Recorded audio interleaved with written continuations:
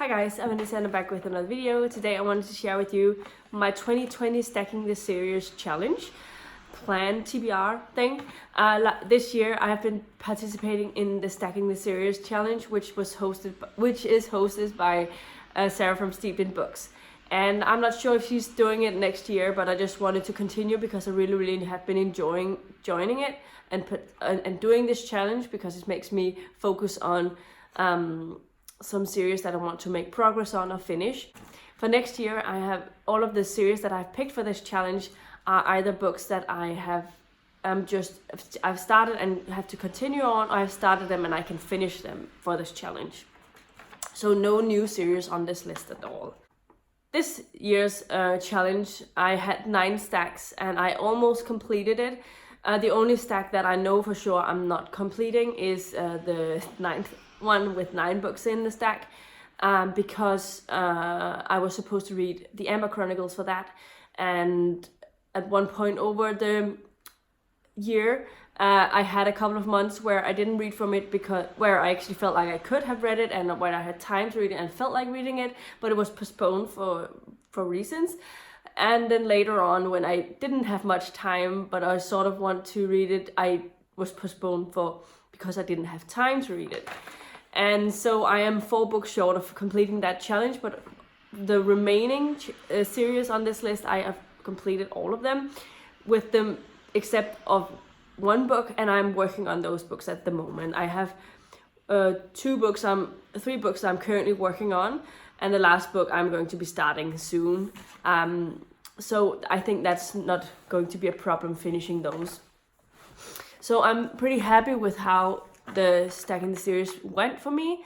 And that also means next year I'm going to do the challenge again, but this time I want a round number, so I'm picking 10 series to finish.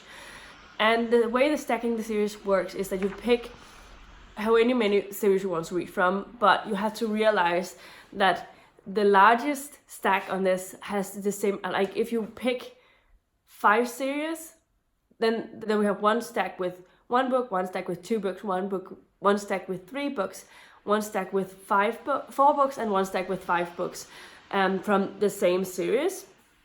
So for this challenge, since I'm doing 10 stacks, it means I have 1 stack that has 10 books, 1 with 9, and so on. And it means that I have to read 55 books for this challenge for the year, which is definitely fine. And I have already had this TBR plan since October, when I planned it out which series I wanted to read, and also planned out in detail which books I was going to read per month. So I'm sure that I can most likely finish this series, and I have 4 to 5 books from this challenge a month, and then I can still do other things and have more added books to my challenge for every month, and not feel the same pressure as I feel like I've had sometimes this year, because it took me a while before I started planning out. So I had some months where I had quite a lot of books to read for. Anyway, let's get over the different series that I'm going to be reading. I'm starting with the bottom one, so I'm starting with stack number 1, which has 1 book in it. The series I've picked for that one is the Wallflower series by Kleypas, because since I only have 1 book left in order to finish it, I thought I would read this one, and it is called Scandal in Spring. The second stack I have on the list is the Winter Night Trilogy by Katherine Arden. I read the first book for the BookTube SFF Awards a couple of years ago, and I absolutely loved it, but I kept postponing the sequel because I wanted to read it when it was winter. But honestly, I could read this any time of the year, because I read the first one in April and I was really into it. So the whole thing about the outside having to be winter is weird.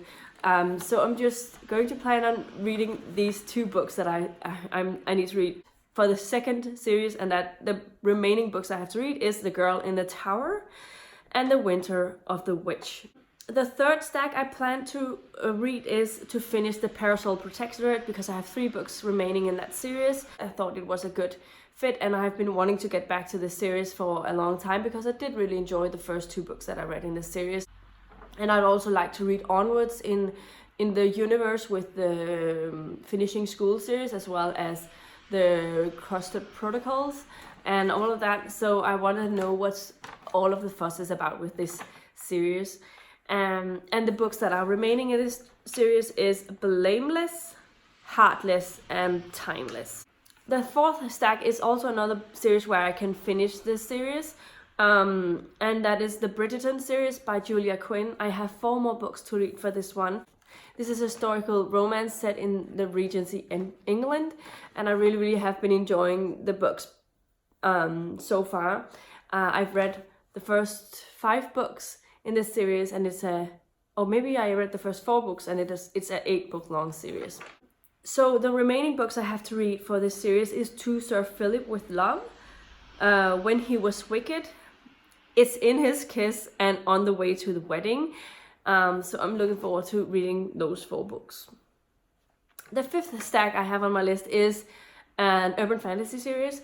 This is going to be the Hollowest series by Kim Harrison. This series is also known as the Rachel Morgan series. This is a series that follows a witch who is sort of seeing herself as a white witch, but she has some powers that makes her a little bit more on the darker spectrum of witches. But yeah, I really love this series, and I have 5 books left in order to finish it. It's a 13-book long series. So the books I have still to read is Pale Demon, A Perfect Blood, Ever After, The Undead Pool, and The Witch with No Name. And also I was recently notified with the fact that the author is planning on continuing in this world. So she's doing a spin-off series that is happening quite a while after. So it's called Return to Hollows or something like that, which I think comes out next year. So that's interesting. Maybe when I finish this, I will be able to get through to that series. Who knows? But I think it's weird since I was certain it was finished. But sometimes authors has a tendency to go back to the popular series, even if it's not necessary. The 6th stack is probably one I'm not extremely excited about, but I just wanted to finish it. And I have 6 books left in this series. It's one I started back in 2015, I think. And that is the Sookie Stackhouse series, also known as the Southern Vampire series, and it is the one that inspired True Blood, the TV show. For this one, I obviously have 6 books left. I've read the first 7 books in this 13-book series, but I hear that the last books in this series is terrible. But I want to finish it so that I can cross this off my list. The books I have left on this list is From Dead to Worse, Dead and Gone, Dead in the Family, Dead Reckoning, Deadlocked, and Dead Ever After. And I hope that at least I'll find some enjoyment in some of the books, and it won't be too disappointing. The 7th stack I have to read from is one I'm looking forward to getting back to. It's one I haven't read from in years now. I read the last one in 2016, and I really enjoyed them. I mean, I read the first 6 books in this series, and 3 of them were 5 stars, 3 of them were 4 stars. So it's like an up and downhill thing. But those I really loved. I really loved them. And that series is the Elemental Assassin series by Jennifer Estep. Jennifer Estep, I decided last year to focus on finishing the Mythos Academy, which is a young adult series. This year I'm going to focus on trying to move on in the Elemental Assassin series. But the reason I think I've been postponing it a little bit is because it's one of those I have to read in ebook form. So I can listen to it, which is fine. I can totally read these. So that's why I decided to go with the Mythos Academy first, because I had them in audio, so it was easier for me to finish them. But I'm looking forward to getting back to this also because I really enjoy this world. I love the characters. Jin, the main character, is quite amazing. I really like her character, and she is an assassin known as the Spider because she's one of the best assassins. You don't want to meet her. Hello, me from the future. I'm just inserting a clip here because I realized I don't think I mentioned the books from the Elemental Assassin series that I need to read, so they are coming here. The first book I have to read is Widow's Web. Then I have to read Deadly Sting, Heart of Venom, The Spider, Poison Promise, Black Widow, and Spider's Trap. So those are the 7 books that I have to read for that series. But this is not even complete yet. I think the author is still publishing books in the series, but I could be wrong. Yeah. The 8th stack is it's a series that I started on this year, that I want to try and continue, and that is the Coffee House Mystery series, because I really enjoyed the first 2 books that I read in this one. So I wanted to continue with this, and so I have the 8th stack here with 8 books on the TBR, and that is Latte Trouble, Murder Most Frothy, Decaffeinated Corpse, French Pressed, Espresso Shot, Holiday Grind, Rose Mortem, and Murder by Mocha. So that is the 8th stack. The 9th stack is probably not surprising to anyone because I've been reading from this series over the past year and I've really been enjoying it. And that is the Gaslight Mystery series by Victoria Thompson. This is another mystery series, obviously, and this one is set in the 1800s in New York and follows Detective Sergeant Frank Malloy as well as widower and midwife Sarah Brandt as they get into solving different mysteries, and it's really fun.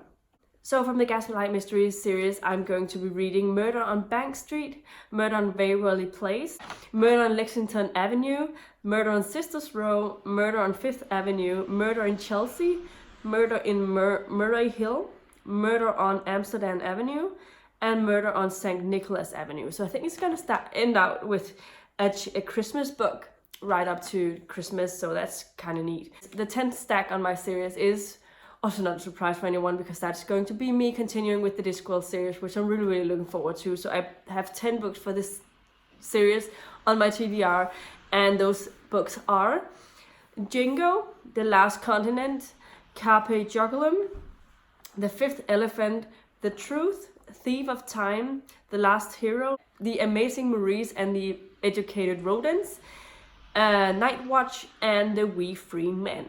So I'm really looking forward to this. I think out of these 10 books, the ones I'm looking most forward to is obviously Thief of Time because it's a death book. Carpe Jugulum because it's I think a witch's book. I'm looking forward to reading back with them. I'm also looking forward to starting on the Tiffany Aching books. I think The Amazing Maurice and The Educated Rodent is the start of that.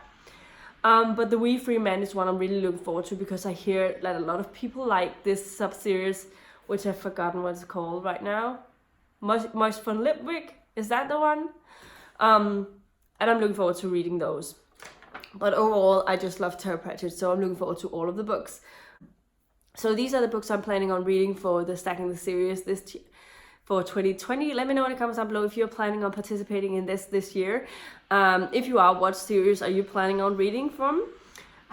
And which series of these have you already read, and are there anyone you are excited for me to read?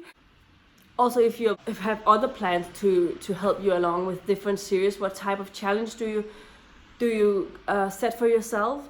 And which series are on your TBR for the year? Let me know about that in the comments as well. If you liked the video, please give it a thumbs up, subscribe to my channel if you haven't already, and I'll see you in my next video very soon. Goodbye.